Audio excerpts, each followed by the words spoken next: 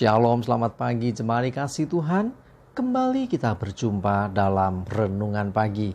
Mari pagi hari ini kembali saya mengajak kita semua untuk merenungkan firman Tuhan.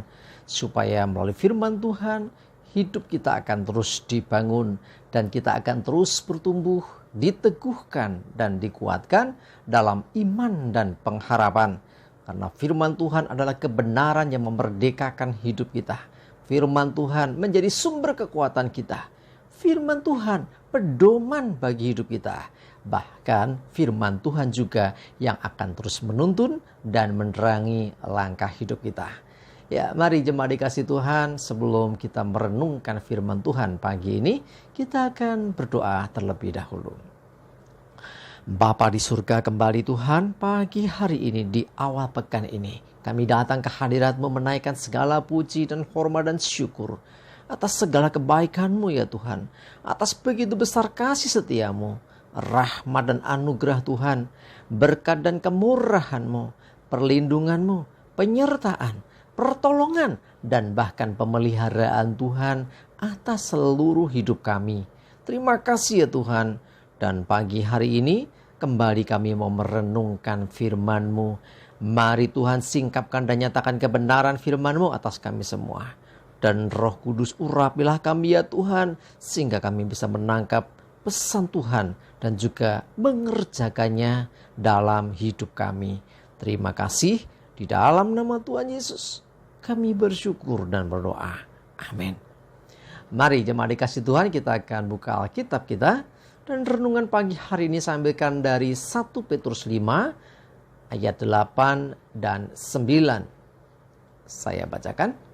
Sadarlah dan berjaga-jagalah. Lawanmu si iblis berjalan keliling sama seperti singa yang mengaum-ngaum dan mencari orang yang dapat ditelannya. Lawanlah dia dengan iman yang teguh.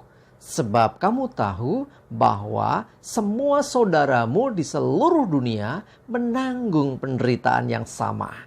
Jemaat dikasih Tuhan, firman Tuhan nyatakan supaya kita sadar. Berarti ada kemungkinan, ada saat di mana orang itu tidak sadar. Ya, tidak sadar dalam arti dia lengah gitu ya. Karena itu dikatakan sadarlah dan berjaga-jagalah. Nah, jadi kalau berjaga-jaga artinya waspada, ya. Kenapa? Waspada terhadap apa? Dikatakan lawanmu si iblis berjalan keliling sama seperti singa yang mengaum-ngaum. Jadi si iblis itu ada di sekeliling kita, dimanapun kita berada. Ya, jadi dia akan terus berjalan berkeliling ya seperti singa yang mengaum-ngaum, menebar teror, ya mengintimidasi, membuat seseorang menjadi takut dan khawatir. Nah, kalau nggak sadar, kalau nggak berjaga-jaga, perhatikan, kita bisa ditelannya. Firman-Nya berkata, dia seperti singa yang mengaum-ngaum dan mencari orang yang dapat ditelannya. Nah, siapa orang yang dapat ditelannya? Ya, tentunya orang yang tidak sadar, orang yang tidak berjaga-jaga. Dalam pemahaman yang lain bisa dikatakan orang itu tentunya ada celah dalam dirinya. Ya, istilah celah itu sering kita dengar ya. Itu berarti satu ya kita cuma buka sedikit gitu loh ya. Celah itu sedikit, tetapi ada kalanya ya orang bukan lagi buka celah, tapi buka pintu lah. Ini yang berbahaya Saudara. Ya, karena itu ayo ya sadar dan berjaga-jaga, jangan sampai kita menjadi orang yang ditelan si iblis. Ditelan dalam pengertian apa? Dikuasai, ya, dikendalikan. Ya, kalau orang ditelan iblis berarti apa? Dia sepenuhnya di dalam kekuasaan iblis. Hati-hati. Ya, tanpa disadari hal-hal yang membuat kita bisa sampai ditelan itu apa saja. Itu seringkali dimulai dari hal-hal kecil mungkin. Mungkin ada kekecewaan dalam hati kita. Mungkin ada ketakutan dalam diri kita. Mungkin ada dendam. Mungkin ada ya istilahnya ketidakpuasan. Ya, entah itu terhadap orang lain. Atau mungkin justru kecewa dengan keadaan. Mungkin ya istilahnya merasa diri tertuduh terus, merasa bersalah terus. Hati-hati, hal-hal ini bisa dimanfaatkan oleh si jahat, si iblis ini untuk dia menguasai hidup kita. Ya, jangan heran kalau orang akhirnya bisa berbuat nekat. Karena apa? Dia sudah dikuasai si iblis. Jadi kalau iblis menguasai seseorang, dia akan mengendalikan hidup orang. Sehingga orang itu akan semakin jauh dari Tuhan. Orang itu akan istilahnya disuruh apa saja, ya, itu akan mengikuti. Ya, jadi artinya bukan lagi Tuhan yang diikuti, tetapi si iblis yang menjadi tanda kutip tuannya. Hati-hati ya. Ya. Terus firman Tuhan katakan, lawanlah dia, lawan si iblis dengan iman yang teguh. Ini penting. Ya, jadi nggak hanya sembarangan, lawan nih gimana caranya? Ya, cara melawannya adalah dengan iman yang teguh. Iman itu tentunya melalui firman. Jadi iman timbul dari pendengaran, pendengaran akan firman Kristus. Nah, disitulah yang akhirnya membuat kita teguh, imannya kuat. Ya, kita tahu semua saudara kita seluruh dunia juga mengalami. Ya, jadi ancaman, mengalami tekanan, mengalami penderitaan oleh karena si iblis ini. Tetapi sekali lagi, mari kita sadar, kita berjaga-jaga. Dan ketika kita sadar berjaga-jaga, maka tidak ada kesempatan atau jangan pernah beri kesempatan ya kepada si iblis untuk menguasai akan hidup kita. Ya, justru sebaliknya kita harus lawan dia dengan iman yang teguh.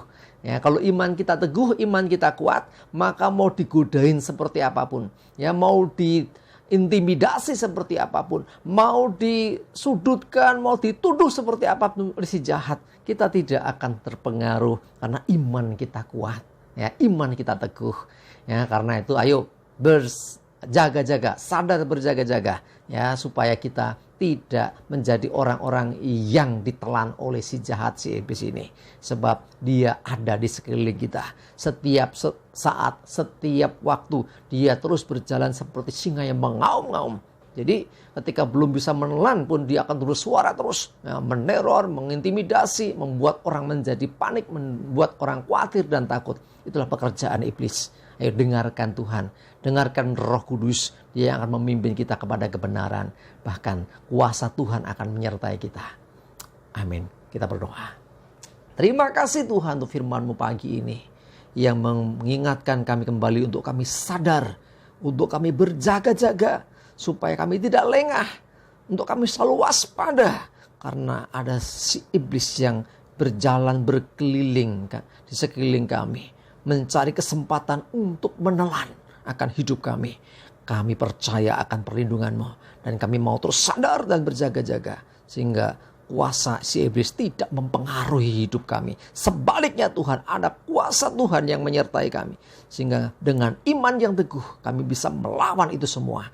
Kami tidak dikuasai, kami tidak ditelan, justru kami bisa mengalami hidup berkemenangan. Karena firman-Mu, karena pertolongan-Mu. Terima kasih ya Tuhan, kami menyerahkan hidup kami. Mohon pimpinan dan penyertaan-Mu ya Tuhan, jauhkan segala celaka dan mara bahaya. Damai sejahtera dan berkat Tuhan menyertai kami semua. Terima kasih, dalam nama Tuhan Yesus kami bersyukur dan berdoa. Amin. Mari jemaat dikasih Tuhan tetap semangat terus, maju terus dalam iman dan pengharapan. Selamat beraktivitas, Tuhan Yesus memberkati kita semua. Amin.